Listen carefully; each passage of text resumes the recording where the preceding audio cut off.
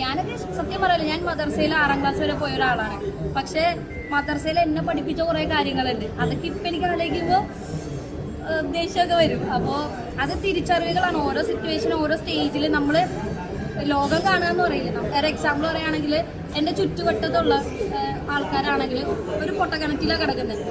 അവർ അതിന് വെളിയിൽ വരാൻ തയ്യാറല്ല.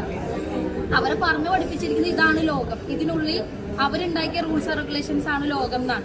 അതിന് വെളിയിൽ വന്ന് പുറത്തേക്ക് ചാടിയാൽ മാത്രമേ അറിയുള്ളൂ പുറത്തും വേറൊരു ലോകമുണ്ട്. ഇവിടുത്തെ കൾച്ചറാണോ വേറെ സ്ഥലങ്ങളിലുള്ളത്? അല്ല. ഇവിടുത്തെ ബിലീഫ്സ് ആണോ വേറെ സ്ഥലങ്ങളിലുള്ളത്? അല്ല. എല്ലായിടത്തും ഡിഫറെൻ്റ് ആണ്. 2020 ഇതിപ്പോൾ 25ആയി. 2020 ലോകത്തിലെ മുസ്ലിങ്ങളുടെ എണ്ണം 2 ബില്യണാണ്. 2 ബില്യൺ മീൻസ് 200 കോടി. ചെറിയ കണക്കല്ല. നിങ്ങളും ഞാനും വർഷങ്ങളോളം ഇരുന്ന് എണ്ണിയാൽ തീടാത്തത്ര വലിയ ഒരു സംഖ്യയാണത്. 200 കോടി എണ്ണി തീർക്കാനൊന്നും പറ്റില്ല. അവരുടെ കണക്ക് വീണ്ടും പറയുന്നത് 2050 ആകുമ്പോൾ ലോകത്ത് മുസ്ലിങ്ങളുടെ എണ്ണം 2.8 ബില്യൺ ആയിരിക്കും. അഥവാ 280 കോടി ആയിരിക്കും. 280 കോടി എന്ന് പറഞ്ഞാൽ ലോക ജനസംഖ്യയുടെ 30%. ഇത്രയും വലിയൊരു ജനസംഖ്യയുള്ള ഒരു വിഭാഗം. മാത്രമല്ല, ഈ കണക്കുകളിൽ നിന്ന് കാണുന്നത് പോലെ തന്നെ വർഷങ്ങളോ ദശവർഷങ്ങളോ കഴിയുമ്പോൾ കോടിക്കണക്കിന് ആളുകൾ വർദ്ധിച്ചു വരികയാണ് ഇസ്ലാമിനകത്ത്. ഇത് ഒരു വലിയ പ്രതിഭാസമാണ്. പാശ്ചാത്യ മീഡിയകൾ ഇതെല്ലാം കണ്ടിട്ട് ചില ടൈറ്റുകൾ കൊടുക്കുന്നുണ്ട്. The fastest growing religion in the world. ലോകത്ത് ഏറ്റവും വേഗത്തിൽ വളർന്നുകൊണ്ടിരിക്കുന്ന മതം ഇസ്ലാമാണ് എന്നാണ് അഭിപ്രായം. ആർക്ക് വേണമെങ്കിലും ചെക്ക് ചെയ്യാം കേട്ടോ, ഇത് വെറുതെ പറയല്ല. മറ്റ് മതവിഭാഗങ്ങളുടെയും മറ്റ് ജനവിഭാഗങ്ങളുടെയും കണക്കെടുത്ത് പരിശോധിച്ചിട്ട് ലോകത്ത് ഏറ്റവും വേഗത്തിൽ വളർന്നുകൊണ്ടിരിക്കുന്ന മതം ഏതാണ് എന്നൊന്ന് പരിശോധിക്കാൻ ഇപ്പോൾ വലിയ പണിയൊന്നുമില്ല. AI കയ്യിലുണ്ട്, മൊബൈൽ കയ്യിലുണ്ട്. 4 ചോദ്യം അതിനകത്തേക്ക് അടിച്ചു കൊടുത്ത ഉത്തരം കിട്ടും. നമുക്ക് പരിശോധിച്ച് നോക്കാം. ലോകത്തിൽ ഏറ്റവും വേഗത്തിൽ വളരുന്ന മതം ഇസ്ലാമാണ്.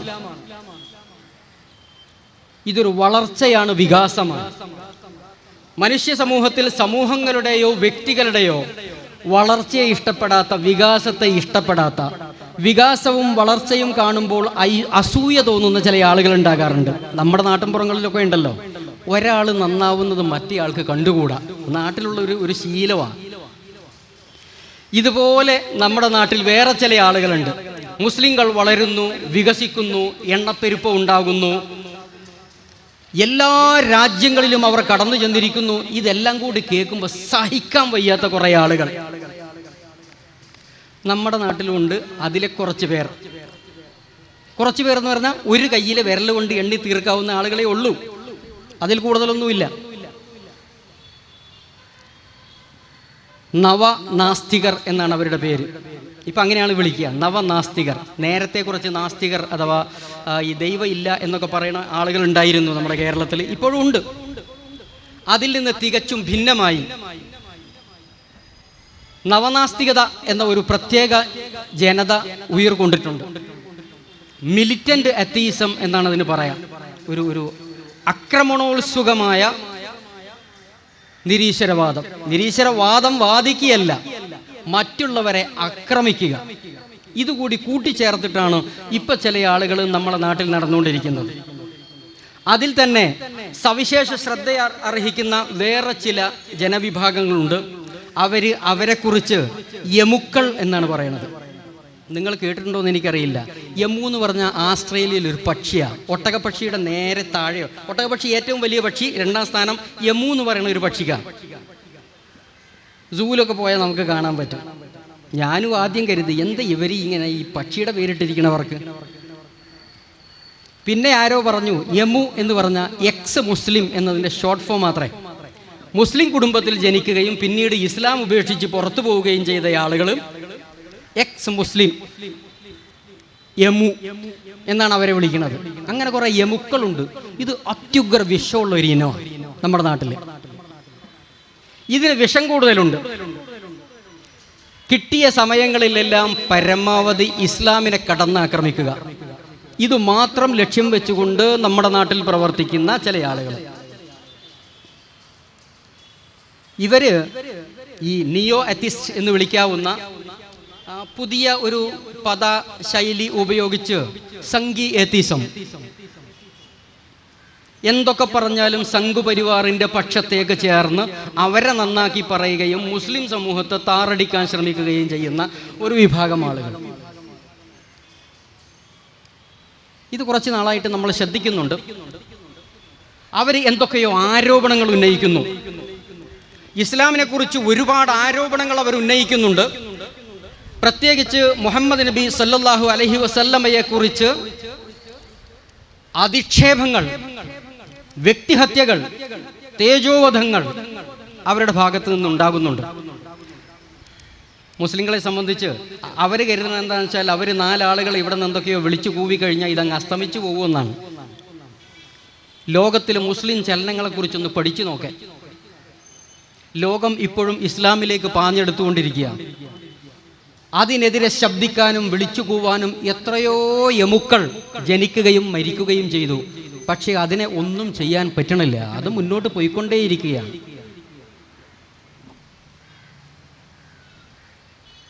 ഇവര് കേരളത്തിൽ പടച്ചുവിട്ടുകൊണ്ടിരിക്കുന്ന മുഹമ്മദ് നബി സല്ലല്ലാഹു അലൈഹി വസല്ലമക്ക് വിരുദ്ധമായി പറഞ്ഞുകൊണ്ടിരിക്കുന്ന ചില കാര്യങ്ങളെ കുറിച്ചാണ് ഇവിടെ സംസാരിക്കാൻ ഞാൻ ഉദ്ദേശിക്കുന്നത്. ഇതിന് ഒരു പിന്നാമ്പുറ കഥയുണ്ട്. ലോക ചരിത്രത്തിൽ മധ്യനൂറ്റാണ്ടുകൾ എന്ന് വിളിക്കപ്പെടുന്ന ഏകദേശം 5 മുതൽ 15-ാം നൂറ്റാണ്ട് വരെയുള്ള ഒരു കാലഘട്ടം, ഏറിയും കുറഞ്ഞും ചില വ്യത്യാസങ്ങൾ ചില ചരിത്രകാരന്മാർ രേഖപ്പെടുത്തുന്നുണ്ടെങ്കിൽ പോലും മധ്യനൂറ്റാണ്ടുകൾ എന്നറിയപ്പെടുന്ന ലോക ചരിത്ര ഘട്ടത്തിൽ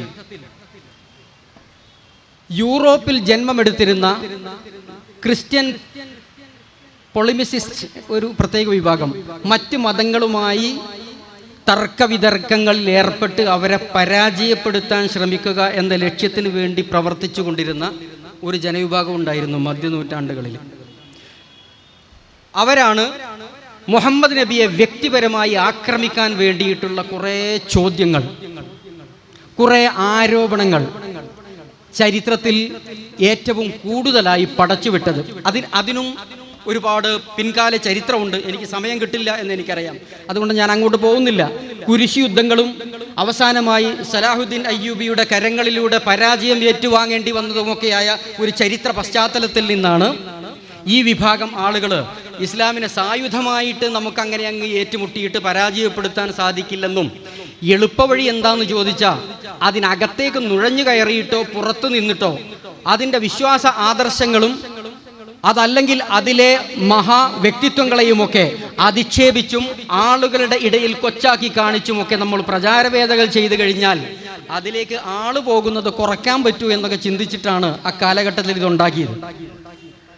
മധ്യനൂറ്റാണ്ടുകൾക്ക് ശേഷം പിന്നീട് അത് അടങ്ങിപ്പോവുകയും 10-ാം നൂറ്റാണ്ടിൽ ഓറിയന്റലിസം എന്ന് പറഞ്ഞൊരു പ്രത്യേക ശക്തി ലോകത്ത് ഉദയം ചെയ്തത് ചരിത്രം നമ്മളോട് പറയുന്നുണ്ട്. യൂറോപ്യന്മാരായ ആളുകൾ തന്നെയാണ് ഇസ്ലാമിനെ കുറിച്ച് പഠിക്കാൻ, അറബി ഭാഷ നന്നായി വശമാക്കാൻ ഒക്കെ ശ്രമിക്കുകയും ഇസ്ലാമിൻ്റെ പ്രമാണങ്ങളെ മുഴുവനും പഠിച്ചെടുത്തതിന് ശേഷം അകത്ത് നിന്ന് ഇസ്ലാമിനെ തുരന്ന് ഇല്ലാതെയാക്കാൻ എന്തൊക്കെ ചെയ്യാൻ പറ്റും എന്നാലോചിച്ചുണ്ടാക്കിയ ഒരു സംഘടനയാണ് ഓറിയന്റലിസം എന്ന് പറയുന്നത്. 19-ാം നൂറ്റാണ്ടിൽ ഉദയം ചെയ്ത ഓറിയന്റലിസ്റ്റുകളാണ് പഴയകാലത്തെ ആരോപണങ്ങൾ പൊടിതട്ടിയെടുത്ത് രണ്ടാമത് ലോകത്ത് വീണ്ടും പ്രചാരം നൽകിയത്.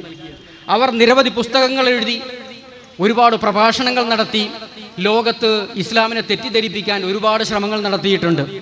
പക്ഷേ അധികകാലം അവർക്കും പിടിച്ചു നിൽക്കാൻ പറ്റിയിട്ടില്ല, പരാജയപ്പെടുകയാണ് ചെയ്തത്. മുസ്ലിങ്ങളുടെ ഭാഗത്തു നിന്ന് കൃത്യമായ മറുപടികൾ വന്നപ്പോൾ പിടിച്ചു നിൽക്കാൻ കഴിവില്ലാതെ അവർ മാറിപ്പോയതാണ് നമ്മൾ ചരിത്രത്തിൽ കാണുന്നത്. ആ 19-ാം നൂറ്റാണ്ടിൻ്റെ ഉച്ഛിഷ്ടം അല്ലെങ്കിൽ അവശിഷ്ടം മാന്തിയെടുത്ത് കേരളത്തിൽ പ്രചരിപ്പിക്കാൻ ശ്രമിക്കുന്നവരാണ് നമ്മൾ ഈ പറയുന്ന നവ നാസ്തികർ എന്ന് പറയുന്ന ആളുകൾ. മുസ്ലിങ്ങളെ സംബന്ധിച്ച് ഇത് വലിയൊരു പുതുമയുള്ള കാര്യമൊന്നുമല്ല. നൂറ്റാണ്ടുകൾ പഴക്കമുള്ള, എത്രയോ തവണ മറുപടികൾ പറഞ്ഞിട്ടുള്ള വലിയ വലിയ ചിന്തകന്മാരും എഴുത്തുകാരും ചരിത്രകാരന്മാരും പരാജയപ്പെട്ട് പത്തിമടക്കി പിന്മാറിപ്പോയ അതേ സാധനം എടുത്തിട്ട് ഇപ്പൊ വീശിക്കൊണ്ടിരിക്കുക. അതിനകത്തേക്ക് ചരിത്രത്തിൽ ഇന്നുവരെ കാണാത്ത വിധത്തിലുള്ള കള്ളങ്ങൾ ചേർക്കുന്നു. അതാണ് നവനാസ്തികതയുടെ വളരെ വലിയ പ്രത്യേകത. ഓറിയന്റലിസ്റ്റുകൾ സത്യസന്ധന്മാരായിരുന്നു എന്ന് വേണമെങ്കിൽ നമുക്ക് പറയാം. പറയുന്നതിനൊക്കെ അവർക്കൊരു പരിധിയുണ്ടായിരുന്നു. വല്ലാതെ കള്ളം പടച്ചു വിട്ടുകൊണ്ട്, പടച്ചില്ല എന്ന് ഞാൻ പറയുന്നില്ല, കള്ളം മാത്രം പടച്ചു വിട്ടുകൊണ്ട് ഇസ്ലാമിനെ എതിർക്കുക എന്നൊരു ശൈലി പണ്ടൊന്നും ഉണ്ടായില്ല. പക്ഷെ ഇന്ന് കേരളം ഉൾപ്പെടെയുള്ള സ്ഥലങ്ങളിൽ പ്രവർത്തിച്ചു വരുന്ന നവനാസ്തിക ജനവിഭാഗങ്ങളും അവർ കള്ളം സ്വന്തമായി നെയ്തുണ്ടാക്കി പടച്ചു വിട്ട് എങ്ങനെയെങ്കിലും മുസ്ലിങ്ങളെ ഇസ്ലാമിൽ നിന്ന് പിന്തിരിപ്പിച്ച് കളയാം എന്ന് വ്യാമോഹിച്ച് നടക്കുന്ന ആളുകളാണ്. പറഞ്ഞു വന്നത് എന്താണെന്ന് ചോദിച്ചാൽ, മുസ്ലിങ്ങളുടെ മുന്നേറ്റം, അവരുടെ മുന്നോട്ടുള്ള കുതിപ്പ്, ഇത് തടയാൻ എന്തു വഴിയെന്ന് ആലോചിച്ച കുറേ ആളുകളാണ് ഇപ്പോൾ ഇതിൻ്റെ പിന്നിൽ കുറേ വിമർശനങ്ങളുമായി വന്നിട്ടുള്ളത്.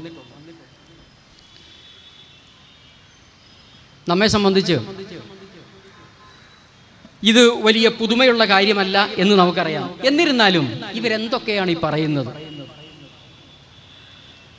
ഇസ്ലാമിനെക്കുറിച്ച്, ഖുറാനെക്കുറിച്ച് പറയുന്ന കാര്യങ്ങൾ അത് ഇപ്പം തൽക്കാലം നമ്മൾ ടച്ച് ചെയ്യുന്നില്ല. മുഹമ്മദ് നബി സല്ലല്ലാഹു അലൈഹി വസല്ലമയെ കുറിച്ച് ഇവർക്ക് ചില കാര്യങ്ങൾ പറയാനുണ്ട്. അത് എളുപ്പമാണ്. മുഹമ്മദ് നബിയെ ഒന്നുമല്ലാത്തയാളാക്കി, ഒന്നിനും കൊള്ളാത്ത വ്യക്തിയാക്കി ചിത്രീകരിച്ചു കഴിഞ്ഞാൽ പിന്നെ ഖുറാൻ അല്ലെങ്കിൽ ഇസ്ലാം എന്ന് പറഞ്ഞിട്ട് കാര്യമില്ലല്ലോ. രണ്ടും അദ്ദേഹം കൊണ്ടുവന്നതാണല്ലോ. അങ്ങനെയാകുമ്പോൾ വേരോടെ ഇത് പിഴുതു മാറ്റാൻ പറ്റും എന്ന് അവർ മനസ്സിലാക്കിയിട്ടുണ്ട്. അതുകൊണ്ടാണ് പ്രവാചകനെ കുറിച്ചുള്ള ആക്ഷേപത്തിന് മൂർച്ച കൂട്ടിയിട്ടുള്ളത്. നിരവധി ആക്ഷേപങ്ങളുണ്ട്.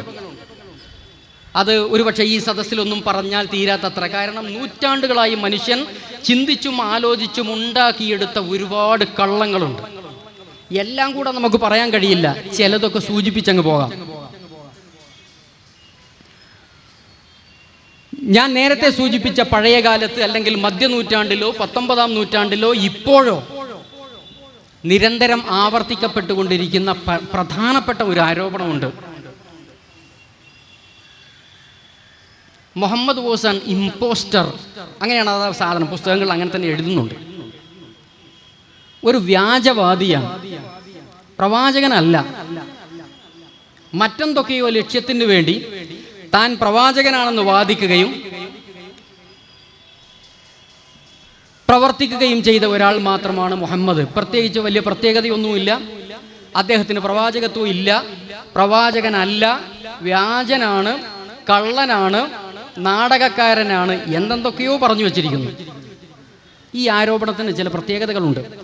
മുഹമ്മദ് നബി പ്രവാചകനല്ലെന്നും അദ്ദേഹം കള്ളവാദിയാണെന്നും ആദ്യമായിട്ട് ഇവർക്ക് സ്ഥാപിക്കാൻ പറ്റിയാൽ ഇസ്ലാമിൻ്റെ അടിത്തറ അതോടുകൂടി ഇളകി, പിന്നെ നിലനിൽക്കില്ല.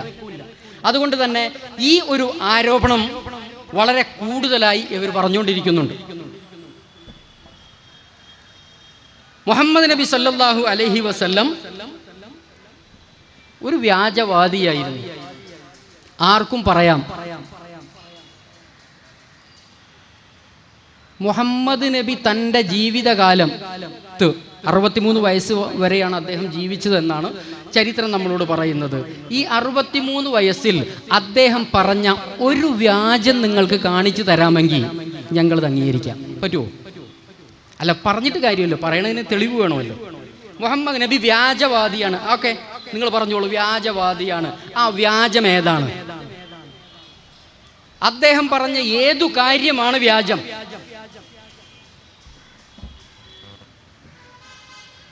അങ്ങനെ ചോദിച്ചാൽ മറുപടിയില്ല.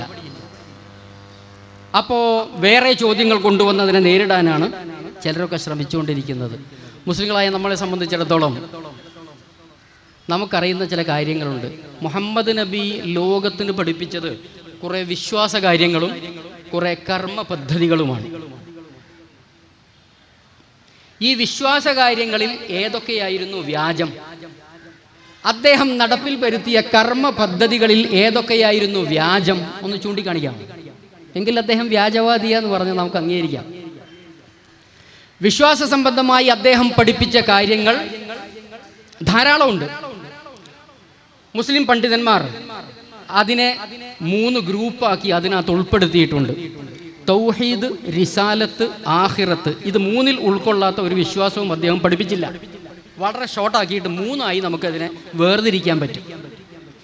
ഈ പ്രപഞ്ചത്തെ ആകമാനം സൃഷ്ടിച്ച് പരിപാലിക്കുന്ന ഒരു സ്രഷ്ടാവുണ്ടെന്നും ആ സ്രഷ്ടാവിനെ മാത്രമേ ആരാധിക്കാവൂ എന്നും പഠിപ്പിച്ചു. അതിന് തൗഹീദ് എന്നൊരു പദത്തിലാണ് മുസ്ലിം പണ്ഡിത ലോകം അതിനെ വ്യവഹരിക്കുന്നത്. ചോദിക്കട്ടെ, ഇത് വ്യാജമാണെന്ന് നിങ്ങൾക്ക് വാദമുണ്ടോ? മുഹമ്മദ് നബി വ്യാജമാണോ എങ്കിൽ അദ്ദേഹം ആദ്യം പഠിപ്പിച്ചത് അതാണ്. ഏത് പണ്ഡിതന്മാരോട് നിങ്ങൾക്ക് ചോദിക്കുക, മുഹമ്മദ് നബി ആദ്യം പഠിപ്പിക്കണത് ലാ ഇലാഹ ഇല്ലല്ലാഹ് എന്ന വാക്കാണ്, വാചകമാണ്. അതിനാണ് ഞങ്ങൾ തൗഹീദ് എന്ന് പറയണത്. പ്രപഞ്ചമാസകലം സൃഷ്ടിച്ച് പരിപാലിക്കുന്ന ഏകനായ ഒരു സ്രഷ്ടാവുണ്ട് എന്ന് അദ്ദേഹം പഠിപ്പിച്ചു. ആ സ്രഷ്ടാവിനെ മാത്രമേ ആരാധിക്കാവൂ എന്ന് പഠിപ്പിച്ചിട്ടുണ്ട്. ഇതിലേതാ വ്യാജം? അങ്ങനെ സ്രഷ്ടാവ് ഇല്ല എന്നാണോ നിങ്ങളുടെ അഭിപ്രായം? ഇല്ല എന്ന് പറയാൻ ധൈര്യമുള്ള യമുക്കളോ നവനാസ്തികരോ ഇന്ന് കേരളത്തിൽ വളരെ കുറവാണ് എന്ന് നിങ്ങൾ ഇപ്പം മനസ്സിലാക്കാം. ആദ്യം അവരത് പറഞ്ഞുകൊണ്ട് നടന്നു, ദൈവമൊന്നുമില്ല, അതൊക്കെ വെറുതെ പറയുവാണ് എന്ന് പറഞ്ഞുകൊണ്ട് കടന്നിരുന്നു. കൃത്യമായി മറുപടി ചെന്നപ്പോഴേ ഇപ്പൊ കുറെ നാസ്തികന്മാർ പറയണത് അങ്ങനെ ഇല്ല എന്ന് പറയാൻ നിർവാഹമില്ല. നിങ്ങളുടെ ഈ തിരുവനന്തപുരത്ത് ഒരാളുണ്ടല്ലോ, സി രവിചന്ദ്രൻ എന്ന് പറയണേ, ഇവിടുത്തെ എങ്ങാണ്ട് ഒരു കോളേജിൽ ഒരു ഇംഗ്ലീഷ് പ്രൊഫസർ ഇല്ലേ, അങ്ങേര് പറയണത് അങ്ങനെ ദൈവം തീരെ ഇല്ല എന്ന് പറയാൻ അത് പറ്റില്ല, ഉണ്ടാകാതിരിക്കാനാണ് സാധ്യത. കൊള്ളാം, ഉണ്ടാകാതിരിക്കാനാണ് സാധ്യത.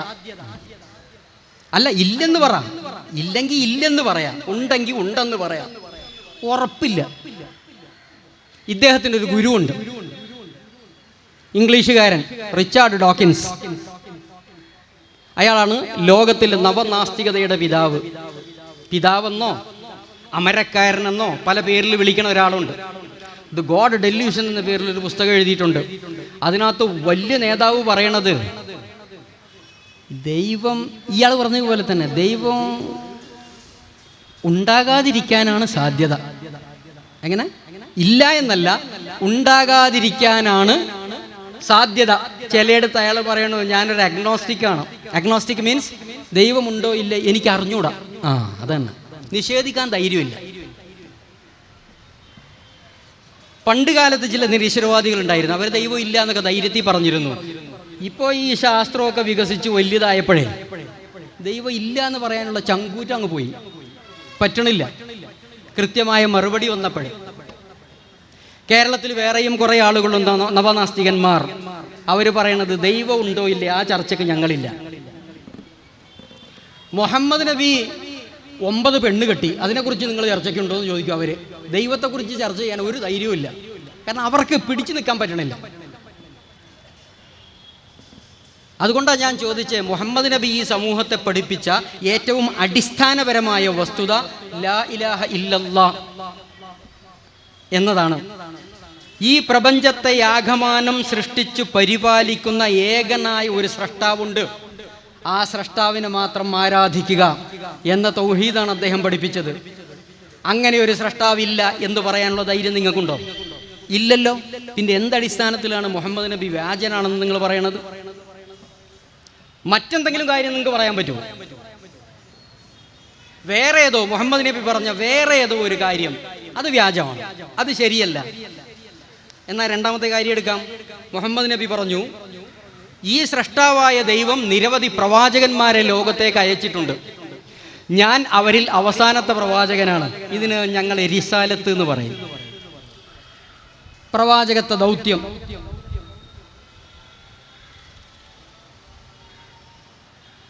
അവിടെ വരുമ്പോൾ നിങ്ങൾക്ക് എന്താക്കാം, മുഹമ്മദ് വ്യാജനാണ് എന്ന് പറയാം. മുഹമ്മദ് നബി താൻ പ്രവാചകനാണെന്നും അവസാനത്തെ പ്രവാചകനാണെന്നും ഒക്കെ പറഞ്ഞിട്ടുണ്ട്, അത് വ്യാജമാണ് എന്ന് പറയാം.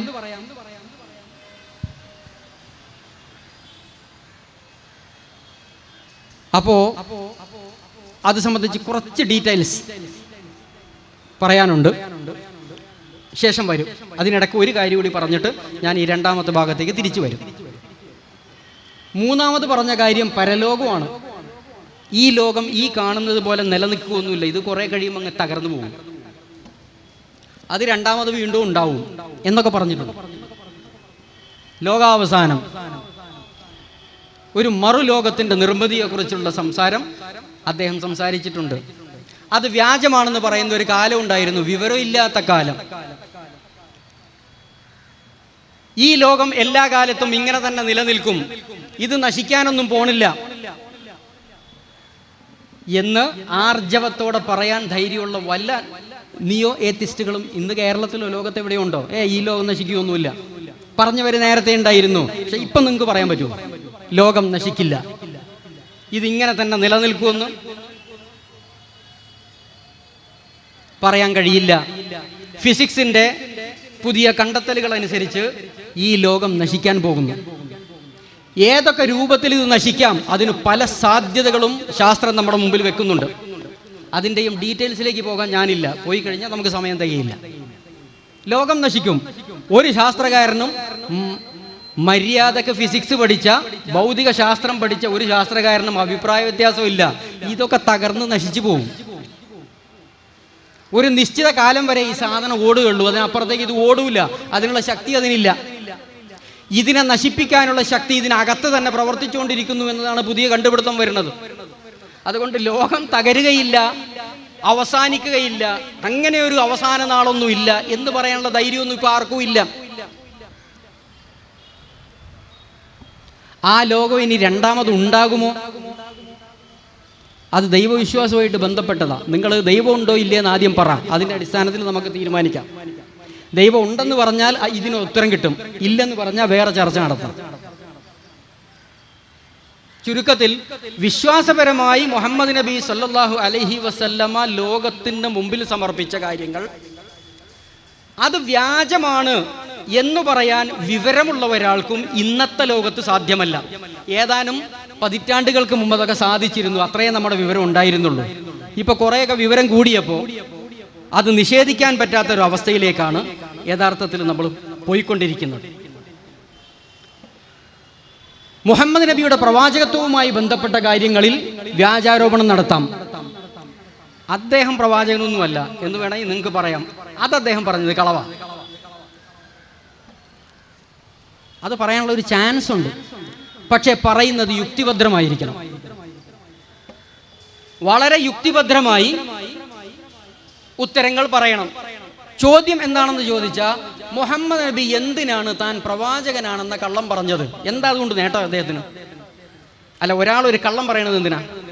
കള്ളം പറയുക, ചതി കാണിക്കുക, വഞ്ചന കാണിക്കുക, കാപട്യം കാണിക്കുക, ഇതൊക്കെ മനുഷ്യർ ചെയ്യാറുണ്ട്. പക്ഷെ അതിന്റെ പിന്നിൽ ഒരു ലക്ഷ്യം ഉണ്ടാവും. വെറുതെ ഒരാളോട് കളവ് പറയോ? കളവ് പറയുന്നതിന് പിന്നിൽ ഒരു ലക്ഷ്യം കാണും. ഒരാൾ ചതി കാണിക്കണമെങ്കിൽ ചതിക്ക് പിന്നിൽ ഒരു ലക്ഷ്യം കാണും. മുഹമ്മദ് നബി താൻ പ്രവാചകനാണെന്ന് പറഞ്ഞത് വ്യാജമാണ്, കള്ളമായിരുന്നുവെങ്കിൽ ആർക്കെങ്കിലും പറയാൻ പറ്റുമോ എന്തിനായിരുന്നു അദ്ദേഹം അങ്ങനെ ഒരു കള്ളം ലോകത്തോട് പറഞ്ഞത്? അതുകൊണ്ട് അദ്ദേഹത്തിനുണ്ടായ നേട്ടങ്ങൾ എന്തൊക്കെയാണ്?